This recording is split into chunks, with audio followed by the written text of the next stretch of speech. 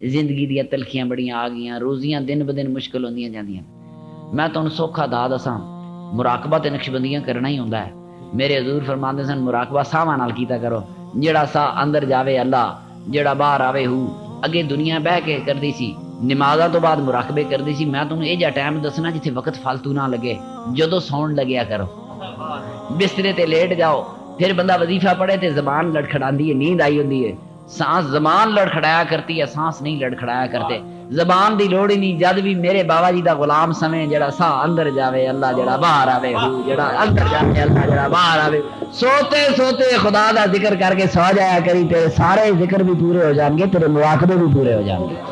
کیڑی گل دسی ہے؟ باوضو سمو، میرے نبی پاک نے فرمایا جڑا باوضو سمے انہیں موت آ گئی، وہ شہادت، حالانکہ ستیا وضو ٹوٹ جاتا، میری گل سننا، پر مومن وضو کر کے سو گیا، ہن باوضو سو گیا، ہن فرمایا جدو بھی ستے ہوئی موت آئے گی وہ شہادت کی موت آئے گی، حساب ہونا ہی نہیں۔ میرے ملنگو تھوڑا جا کام سارا دن کیتا کرو، تھوڑا جا میرے فقیر واسطے کر لیا کرو، اپنے ایسے رل کے سون ویلے چوب کر کے وضو کر لیا، وضو کر کے سو گئے، جس ویلے سون لگو ہوکی چڑھے، جڑا سا اندر جاوے اللہ، جڑا باہر آوے ہو۔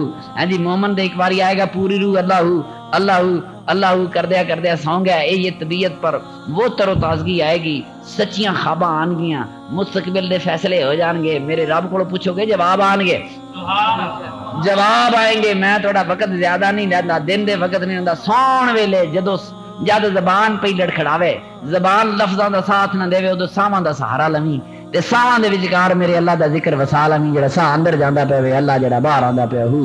سون ویلے کیتا کرو، ساری جماعت واسطے یہی پیغام ہے کہ سون ویلے ایک تے حلال روزیاں دی کوشش کرنیاں، علم حاصل کرنے، بچیاں نوں تعلیماں دینیاں۔ میری گل سنو،